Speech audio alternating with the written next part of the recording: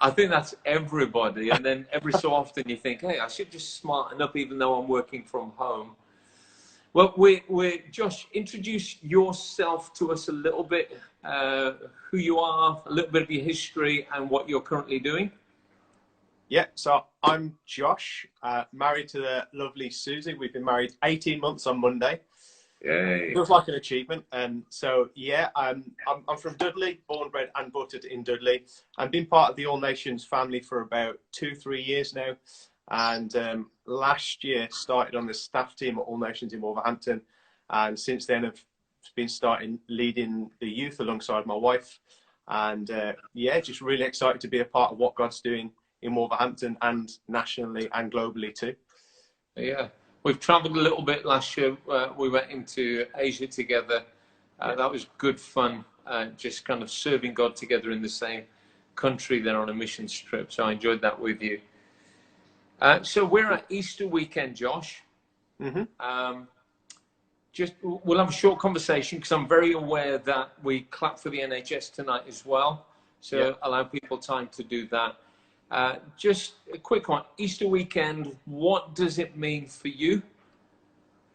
Yeah, so Easter is, I think, the highlight of a year, really.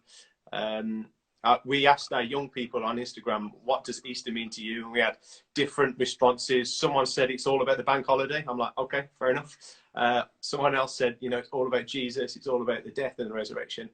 I think for At me, the moment, Easter, every day is a bank holiday. So yeah, well, yeah, best not tell that to my boss, eh? But Easter for me, it's all about Jesus. I think I was thinking about it earlier on and thinking of a quote that I heard Lou Giglio say, and he said, if the whole story of God was a tapestry, the center of it would be the cross and the resurrection of Jesus. I think Easter is the highlight, or should be the highlight for us as Christians.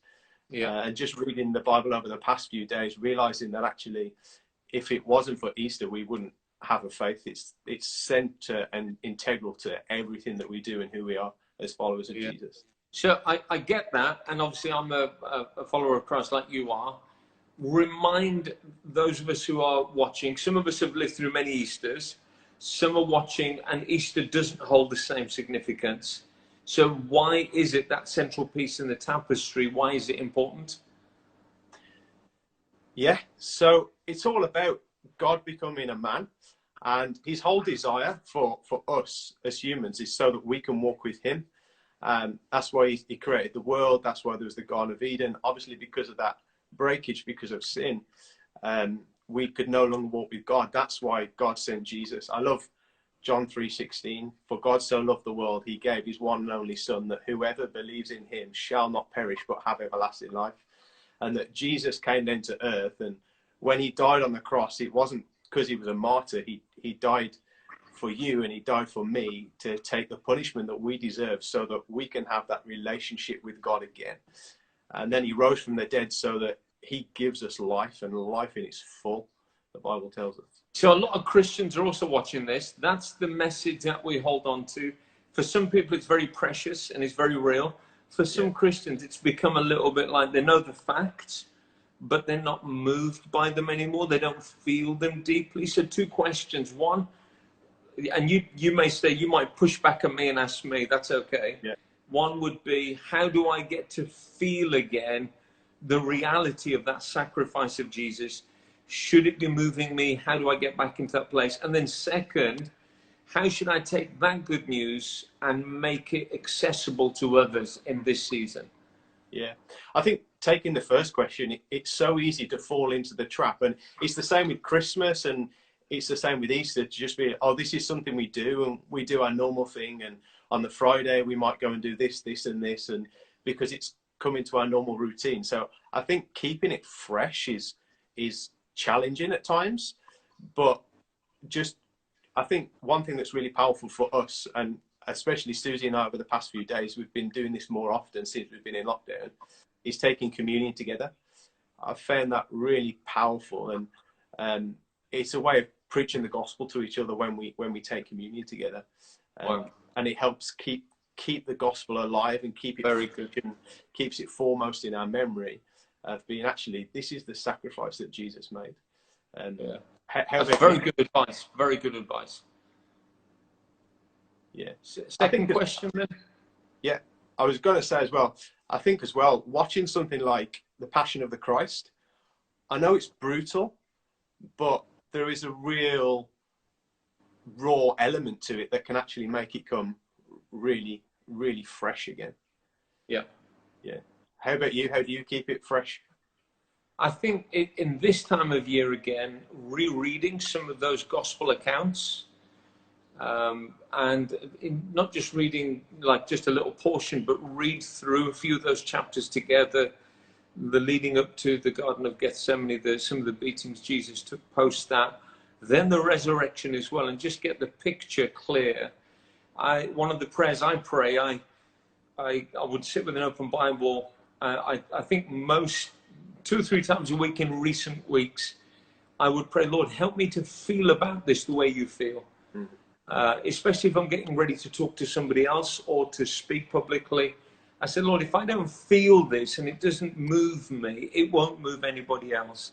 So what I'm doing is both putting myself in the Word, but also asking the Lord to help my heart to be tender. And actually, as a family, the last few days, one of the prayers that we prayed is, Lord, give us a tender heart. Help us to feel what you feel and be moved by it. It's so easy to have a heart that becomes hard. It's got a layer over it. It's a bit crusty. It doesn't get moved by other people's pain. Even in this season of lockdown, it's so easy for people to feel the shock at everything. And then as the days turn into weeks, turn into a month, we're not as moved by the sorrow and the pain as we should be. And yet the Bible does tell us to mourn. So I actually pray over it. I remind myself of, this is serious, whether it's the cross or... So I think keeping a tender heart is really critical. So for me, reading the scriptures, praying about it is a good way to do that. Yeah. I always love the accounts in John's Gospel. I don't know why, that's my default to go to in the Gospels, but I just find them so raw and so real. Reading those accounts particularly, especially of the resurrection, and just seeing the excitement and feeling the excitement of Mary when she was sitting there broken and she heard Jesus's voice. I mean, we could preach 4 or 5 sermons just on that few verses alone, but just that rawness and that excitement of hearing Jesus's voice again after she'd just watched him die, and she realised that he'd come back from the dead. That it just comes to life. There's a few of us that have been watching something called Chosen. It's a new series out. Let me see if I can pull up the app and show people what it looks like. That's just on my iPad. You could find it. It's online. It's just called Chosen. And again, good movies, gospel orientated, the life of Christ. Again, we found ourselves as we watched some of those over the last few nights, just being really moved at the humanity and the power and deity of Christ and also the backstory of some of the people. We know they take some poetic license, but sometimes you read the Gospels and you think of people just as characters in a story and forget that they had very normal lives. So we found that moving us deeply. That's free. Yeah, it's really good. I've watched it myself and I think it's really good. But the application of that is that Jesus rose from the dead, but he also gives us new life too. So what you see in the Chosen or reading through the scriptures, that's available for us too. That new life that he offers, that new start, because of the cross, because of the resurrection, is available for us too. And I just think it's awesome. We're on Easter weekend right now. There's a lot of followers of Christ that are watching this program. What would you say to them in terms of how practically can they share something of the good news of Easter, of the death of Christ, his resurrection, and how can they share that with people even in the midst of a lockdown? Yeah, it's challenging in the midst of a lockdown. But I think a couple of things just to say. I've been really challenged the last few days. I've been reading through 1 Corinthians and just really been challenged about the need to do everything in love. So whether that's posting something on Facebook or whether that's texting someone or giving someone a call or knocking on a neighbour's door to check whether they're okay, just to do that in love I think that's something that's really been challenging to me. But I think it's even something as simple as picking up a telephone and asking if someone's okay.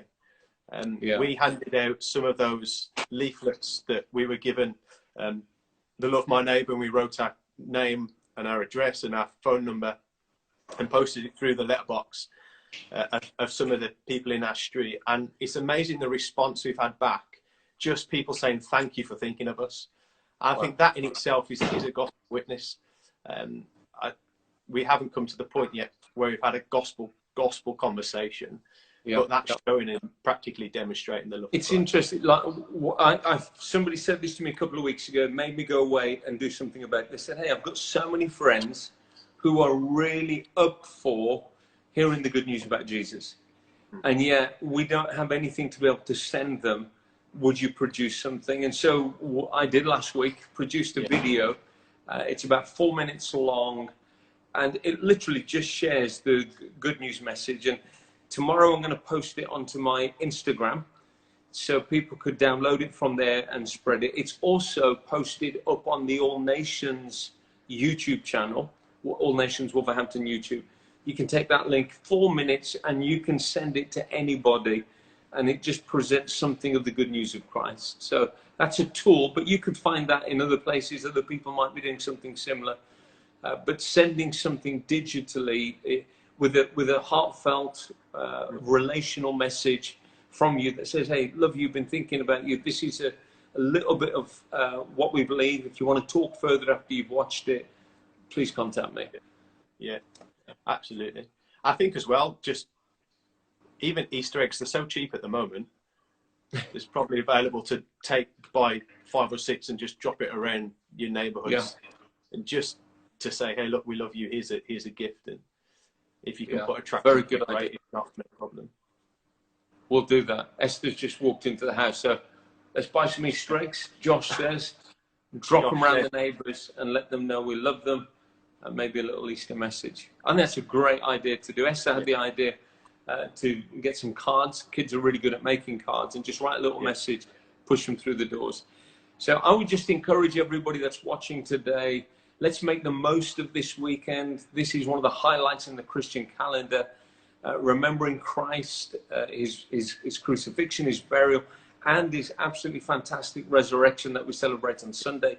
And all that means to us. Let's spread that good news to everybody out there. I saw, I think it was Catherine and Chris had put on their windscreen a little card, a palm, like a palm cross, a card with a prayer, but just clearly it was Christian. And I just thought that's a great idea as people walk past the car. So there's probably lots of creative ideas. Let's not be passive. Let's not be lazy. In any way that we're able, let's spread the good news and the good hope of Jesus to the world around us. Amen. Josh, thank you for joining me. Do you want to say one more thing? I was just going to say another initiative was from the Evangelical Alliance, came through about standing outside in your front and praying at 3 o'clock tomorrow. And that's a really good witness as well. Yeah, I've posted that up on my Instagram as well, so people can see the details there. I think it's a national thing, people praying at 3 tomorrow to go out the door, pray on the front step for our nation. Yeah, very, very good. Good reminder. Thank you. Well, bless you. Look to Susie, and we'll